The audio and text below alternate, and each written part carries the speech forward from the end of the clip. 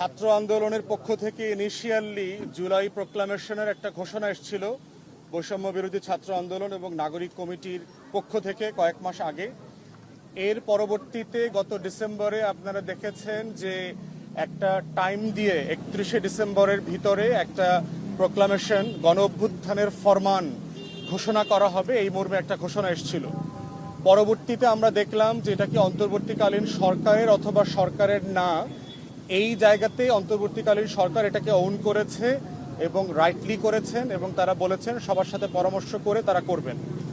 এটার অংশ হিসেবে আমাদেরকে অন্তর্বর্তীকালীন সরকারের মাননীয় উপদেষ্টা মাহফুজ আলম একটা ড্রাফট পাঠিয়েছেন, ইংরেজিতে পাঠিয়েছিলেন একটা, এবং রিসেন্টলি একটা বাংলা ড্রাফট পাঠিয়েছেন যে এইখানে ঘোষণাপত্রে কি কি থাকতে পারে। এটার ব্যাপারে আমরা 2-3 দিন আগে আমাদেরকে পাঠিয়েছেন, সম্ভবত 2 দিন আগে, এবং আমরা আমাদের দলের পক্ষ থেকে একটা রিটেন পরামর্শ দিয়েছি তাকে যে এই বিষয়গুলো আলোচনাতে আসতে পারে।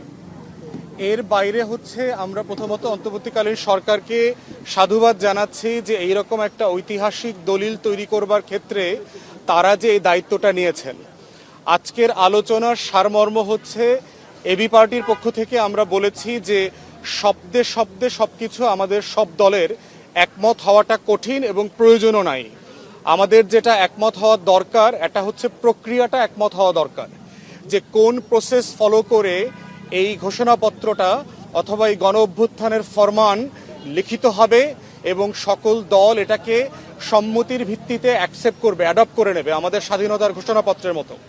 সেক্ষেত্রে বিভিন্ন রাজনৈতিক দলের পক্ষ থেকে পরামর্শ এসছে যে সংবিধান সংস্কার কমিশনকে দায়িত্বটা দেয়া যায় কিনা, অথবা এই রকম অন্য কোনো কমিটি অথবা কমিশনকে দায়িত্ব দেয়া যায় কিনা যারা সকল রাজনৈতিক দলের সাথে পরামর্শ করে তাদের ফিডব্যাক নিয়ে মূল্যায়ন নিয়ে একটা ঘোষণাপত্র, একটা ফরমান সরকারের পক্ষ থেকে ফরমালি জানাবেন জাতির উদ্দেশ্যে যে জুলাই আগস্টে এই ফ্যাসিবাদ বিরোধী আন্দোলনের আকাঙ্ক্ষাটা কি ছিল। এবং উপদেষ্টা মণ্ডলীর অনেকের সাথে আমাদের কথা বলে মনে হয়েছে তারা এই রাজনৈতিক দলগুলোর যে পরামর্শ এটাকে খুব যৌক্তিক মনে করেন। আমাদের পক্ষ থেকে আমরা আরেকটা কথা বলেছি, সেটা হচ্ছে এইটা সাইজে ছোট হওয়া দরকার, এটার কাঠামোটা আমাদের সবার একমত হওয়া দরকার, কারণ বড় ডকুমেন্টে দ্বিমতের সুযোগ বেশি আসবে। হিস্টোরিক্যালি আমরা অনেকগুলো এক্সাম্পল দিয়েছি, মেঘনা কার্টা থেকে শুরু করে স্বাধীনতার ঘোষণাপত্র এবং অন্যান্য যে হিস্টোরিক্যাল ডকুমেন্ট আছে সেটার মোতাবেক করে এটাকে ছোট করা দরকার। আর উপকরণের ব্যাপারে একমত হওয়া দরকার যে এই দলিলটাতে আসলে কি কি জিনিস থাকা উচিত। শব্দে, বাক্যে, ভাষায়, প্যারাগ্রাফের পার্থক্যর ঊর্ধ্বে উঠে রাজনৈতিক দল আকারে আমরা বোধ করছি আমাদের দায় হচ্ছে উপকরণের ব্যাপারে একমত হওয়া। এবং এবি পার্টির পক্ষ থেকে আমাদের কয়েকটা উপকরণ যেটা এই দলিলে থাকা উচিত বলে আমরা মনে করি সেগুলো বলেছি।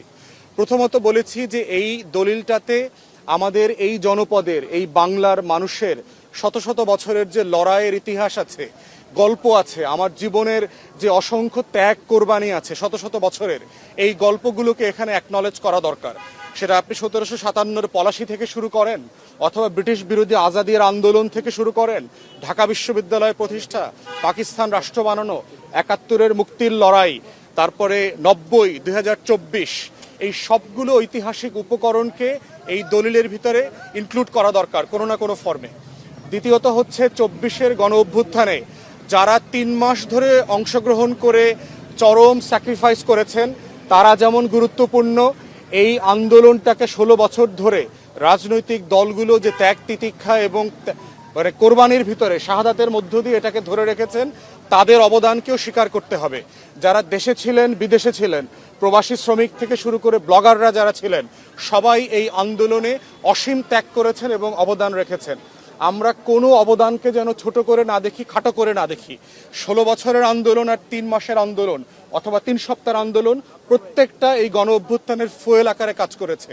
আমরা প্রস্তাব করেছি এই ঘোষণাপত্রে তার প্রত্যেকটা উপাদান যেন জড়িত থাকে। তৃতীয়ত বলেছি ঐক্যমতের প্রশ্ন, যে উপকমিটির মাধ্যমে অথবা সরকারি কোনো কমিশনের মাধ্যমে যদি এটা অ্যাডপ্ট করা হয় তাহলে সকল রাজনৈতিক দল এবং অংশীজনরা মিলে একমতে আসা যাবে। কারণ হচ্ছে এই লড়াইয়ের গল্পটা একত্রে আমরা করেছি ফ্যাসিবাদ বিরোধী আন্দোলনের অংশ হিসাবে, ঠিক একইভাবে ঘোষণাপত্রটাও একত্রে আমাদের সবাইকে একমত হয়ে করা দরকার। এই ছিল আজকের আমাদের সারাংশ। প্রফেসর ইউনূস সাহেব খুবই আন্তরিকভাবে আমাদেরকে রিসিভ করেছেন। ছোটখাটো কিছু ইনফর্মাল যে দুর্বলতা ছিল সেগুলোর জন্য প্রধান উপদেষ্টা এবং অন্যান্য উপদেষ্টা দুঃখ প্রকাশ করেছেন, ক্ষমা চেয়েছেন। আগামীতে রাজনৈতিক দলগুলোর সাথে আরও বেশি সমন্বয় কিভাবে করা যায়, কাজ করা যায়, একসাথে সবাইকে নিয়ে কিভাবে এই ঘোষণাপত্র প্রণয়ন করা যায়, প্রফেসর ইউনূস সে ব্যাপারে ওনার দৃঢ়তা ব্যক্ত করেছেন এবং একসাথে কাজ করবার জন্য অঙ্গীকার করেছেন।